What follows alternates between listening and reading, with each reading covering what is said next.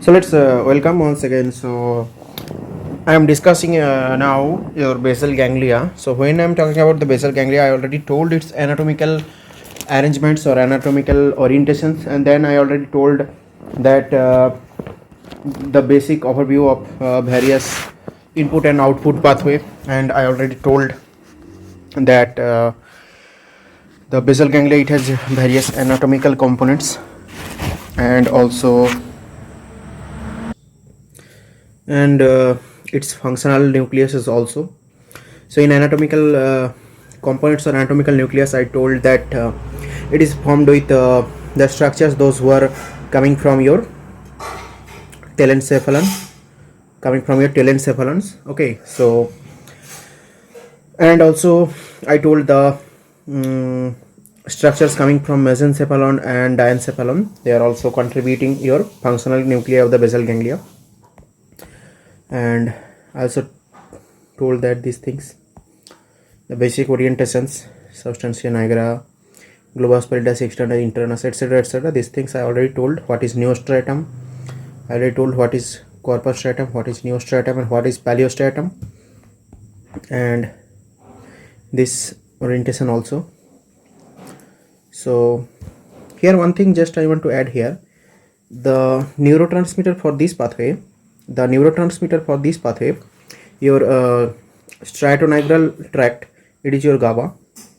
Just one thing which I want to add here. And for your nigrostriatal path, it is your dopamine. You already know these things, it is known to you. Now let's talk about the input and output system of the basal ganglia in the discussion 2 of part 2 of basal ganglia. So let's talk about its input and output fibers. First of all, I am drawing only the one anatomical component of basal ganglia. This is your external putamen. Here you can see I am writing putamen. This is your globus pallidus, and further globus pallidus is divided into globus pallidus externa and globus pallidus interna. Okay, and here is your caudate nucleus, head of the caudate nucleus. This caudate nucleus is connected with putamen via striations. Okay, collectively these two are forming. Collectively, your caudate nucleus and your putamen, collectively they are forming the single afferent unit. This is your neostratum, or simply called stratum. This is your afferent unit. That means all the input fibers are entering at stratum. All right. Okay, and mainly the output portion is your globus pallidus interna.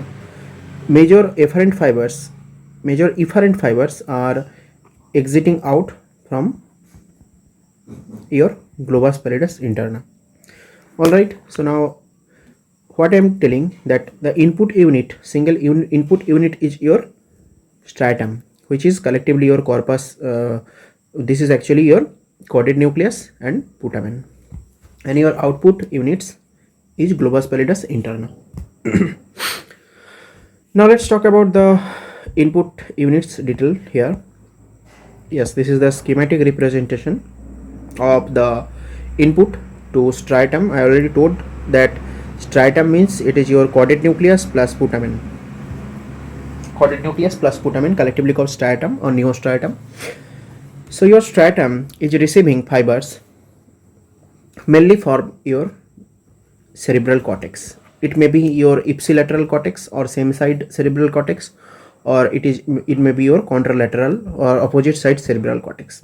Okay, so like cerebellum and your basal ganglia and cerebellum,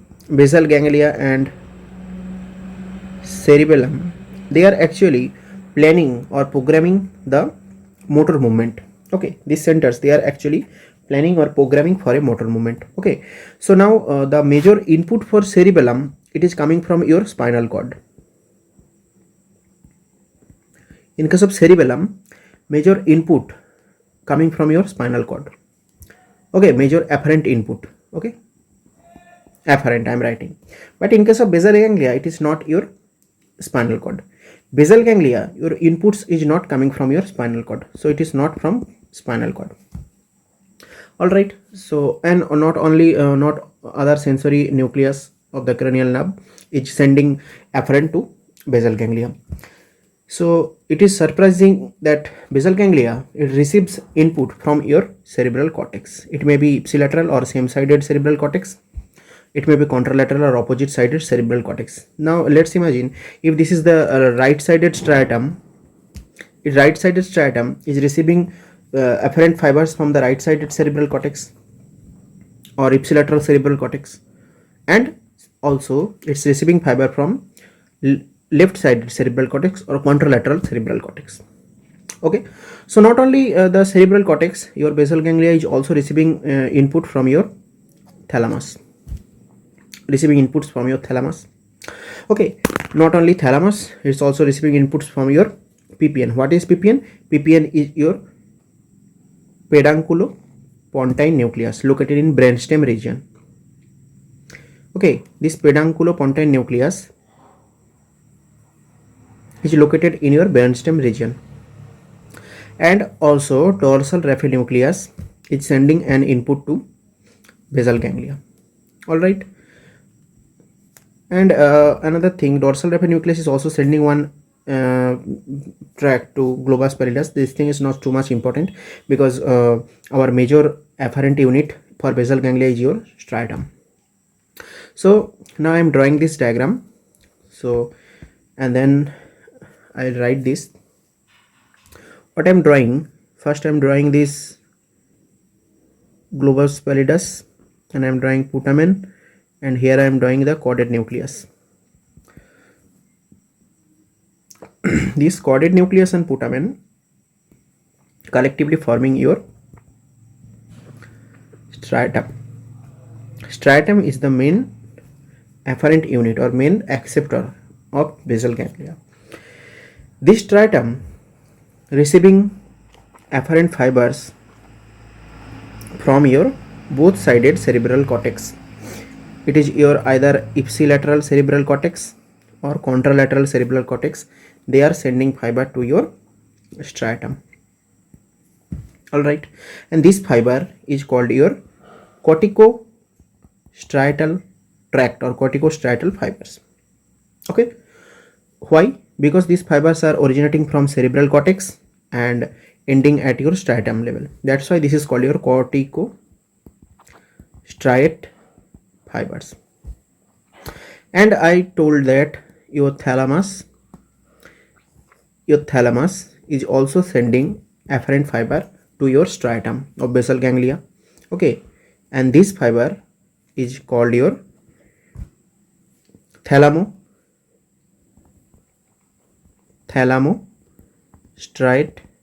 fibers. Thalamostriate fiber is B.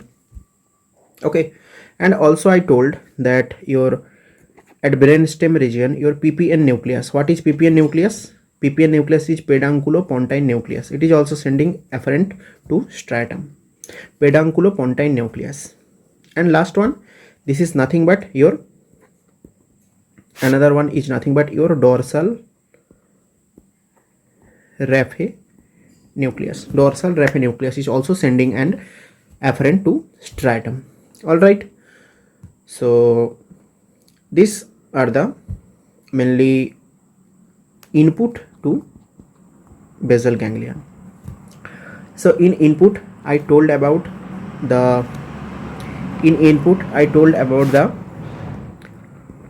corticostriate fibers.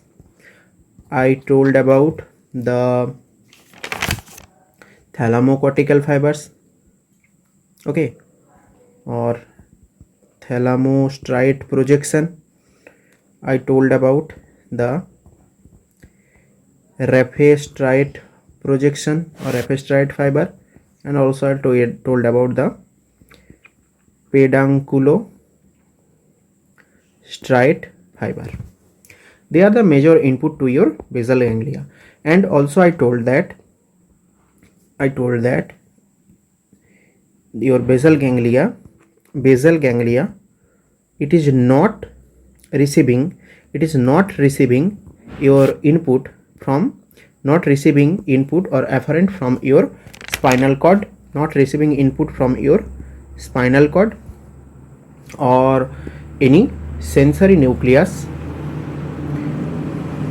of cranial nerve located at brainstem region.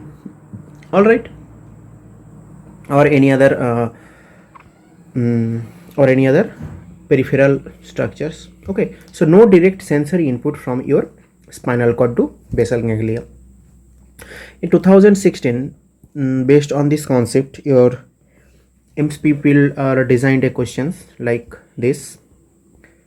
So I already told that your basal ganglia is sensory major input towards your caudate nucleus plus putamen, collectively called your striatum.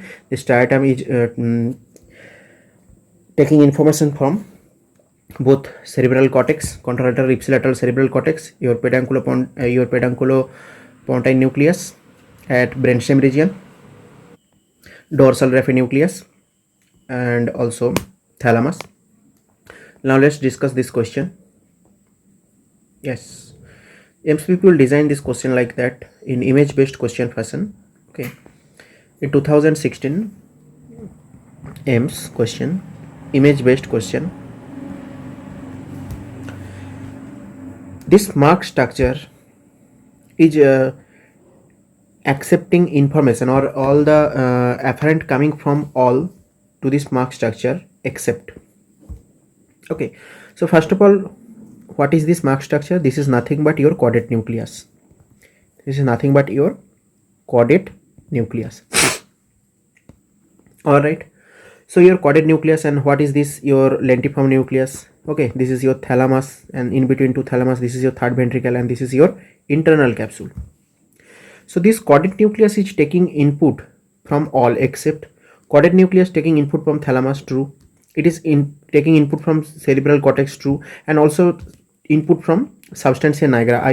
I shown these things also here. Yes, you can see this. Your substantia nigra is sending one track to your putamen. This is your nigrostriatal path, and you know this very well that putamen is connected to your caudate nucleus through striatum. That means the information which goes to putamen is also enter into caudate nucleus. Okay, caudate nucleus. So this also true through nigrostriatal pathway. Your yes, you can see. So your caudate nucleus is receiving impulse also from or information also from substantia nigra through nigrostriatal pathway, first putamen and then to substantia nigra, but not spinal cord. I already told this thing that basal ganglia not receiving or no direct input from spinal cord, but in case of cerebellum, okay, in case of cerebellum or small brain, there is a cerebellum direct input from spinal cord. Okay, so this is true statement, this is also true statement. Basal ganglia, no direct input from spinal cord. Cerebellum, direct input from spinal cord. Okay, so this was the question. Now let's talk about the efferent fibers, those who are leaving the basal ganglia. I told that the major efferent units of basal ganglia is what? Your globus pallidus interna. Globus pallidus interna, it is the major efferent unit sending efferent fibers from various regions. Here you can see this schematic representation. You can see here, this is globus pallidus externa, this is globus pallidus interna. This globus pallidus sending its afferent to thalamus through pedunculopontine nucleus at brainstem region. Okay, so mainly two thalamic nucleus, the centromedian nucleus N, okay, and your ventroposterolateral nucleus. Okay, so centromedian nucleus, you can see, and ventroposterolateral nucleus, mainly at these two portions, and also some anterior nucleus of thalamus also. Okay, so your basal ganglia is sending its afferent to your thalamus and also your this region. Now you can see substantia nigra is also a functional component of basal ganglia, though it is not developed from your telencephalon, but it is also functionally related with your basal ganglion, and it is also sending an output to superior colliculus at midbrain. Okay, and now you can see here that I am drawing this thing also, and one thing which I want to add here, that the fibers those who are going to thalamus from your globus pallidus interna, these fibers from thalamus also sending some fibers through your cerebral cortex, ultimate destiny. So what I am telling, that your basal ganglia, it is taking input from your cortex is sending input to basal ganglia through afferent fibers into your caudate nucleus and your putamen, and further basal ganglia sending efferent to your thalamus, centromedian nucleus, ventroposterolateral nucleus of thalamus, and further thalamus is sending to cortex your efferent fibers, from thalamus to cortex, thalamocortical fibers. Okay, so that's why a motor loop is completing here. You can see a motor loop is completing here. Okay, and thalamus is actually sending its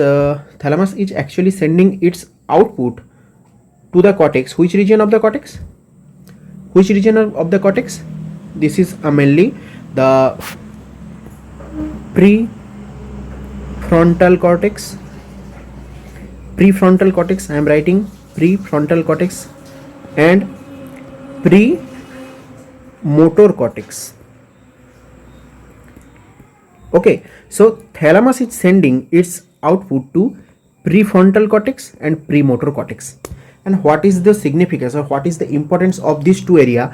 Mainly your extrapyramidal tract originates from both prefrontal cortex and premotor cortex. Your extrapyramidal tract is originating from this area. So actually the motor activity conducted through your extrapyramidal tract, or your motor activity, it is mainly controlled by your basal ganglia. When you are planning for a motor movement, okay, I will discuss the function of the basal ganglia later. For this moment just I am telling that when you are planning for a movement, or planning for an exercise, or planning for any kind of motor activity, okay, your basal ganglia starts firing. All right, so let's discuss how its mechanism of work. Just before discussing this, just I am telling this output fibers here. Okay, once again you can see this thing. Okay, now let's discuss how the basal ganglia is actually working. Okay, so here you can see that I am drawing your cerebral cortex here. This is cerebral cortex, let's imagine, and this is your anterior, this is your posterior. So cerebellum in this region, and what is this? This is your frontal cortex. Okay, you can see here central sulcus is this region. Okay, and anterior to the central sulcus your primary motor area, and just posterior is your somatosensory area. Okay, sensory cortex, and this is your primary motor cortex. So this is your primary motor cortex. This region is your primary motor cortex. And here you can see your premotor cortex. Premotor cortex. Here you can see premotor cortex, and something this area also, this side also, it is your supplementary motor cortex. Supplementary motor cortex. This area is supplementary motor cortex. Now just when you are thinking for a motor movement, you are not performing this movement, just you are thinking about a movement, that just I have to do this thing.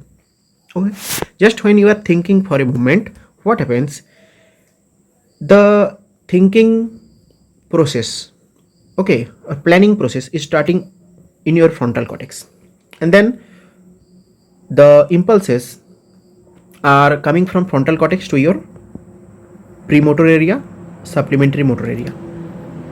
Okay, somewhere here is your basal ganglion. Okay, you can see somewhere here is your basal ganglion. Okay, so now what happens, this premotor area activates and supplementary motor area is also activated due to the thinking of motor movement. You are not doing this or performing this motor movement now, just you are thinking about this motor movement. And then what happens, then from these two area your signals goes to basal ganglion. Okay, signal goes to basal ganglion and firing starts at the basal ganglion level, or basal ganglion is activated now. So what I told that previously, your major input is coming from the cerebral cortex of basal ganglia, mainly supplementary motor cortex and premotor cortex area. These two cortex are sending your input to basal ganglia region. Then what happens, your basal ganglia sending its output to thalamus, mainly the centromedian nucleus of thalamus and ventroposterolateral nucleus of thalamus. And from the thalamus, your thalamus is also sending fiber to your primary motor cortex, mainly I told that prefrontal cortex, I already told this thing. Okay, and premotor cortex. From premotor cortex, this one, and prefrontal cortex, you can see from this motor area or from this prefrontal cortex and premotor cortex, one tract is originating. You can see one tract is originating from there. This is your corticospinal tract and also corticonuclear tract. Corticonuclear tract, corticospinal tract. These two tracts are mainly performing your motor activity. That means these two tracts are mainly attached with your muscles. This is your corticonuclear tract. It is controlling your muscles of head neck. Let's imagine at the brainstem level. This is the upper motor neuron and this is the lower motor neuron. It is controlling any muscles of your head neck face region. And what happens for corticospinal tract? Corticospinal tract descending and at the spinal cord level. This is at spinal cord level. This is at generally brainstem. This is also spinal brainstem level. Brainstem level, not spinal cord level, brainstem level. Okay, this is upper motor neuron and the lower motor neuron, ultimately two muscles of upper limb, trunk, lower limb. Okay, so these two tracts, corticonuclear tract and corticospinal tract, these two tracts are actually supplying your muscles. Okay, so these two tracts, when they are some signals stimulates these two tracts, only then your motor activity started. Okay, so just when you are thinking about a motor activity, when you are planning for a motor activity, what happens? The thinking process started at your frontal cortex. Then frontal cortex activates your premotor cortex and supplementary motor area, supplementary motor cortex. Then from these two area, your inputs goes to basal ganglion. Now what's the status about the body? Tell me. Basal ganglion, and basal ganglion sending to this thalamus, and then thalamus is sending signals to your motor cortex, mainly your prefrontal cortex and premotor cortex area, from where your from where your extrapyramidal tract is originating. Okay, so from where your extrapyramidal tract is originating. So these two things are corticonuclear tract and corticospinal tract. They are actually under pyramidal system. Okay, so this is the matter how the basal ganglia works. I'll discuss this thing later also in detail.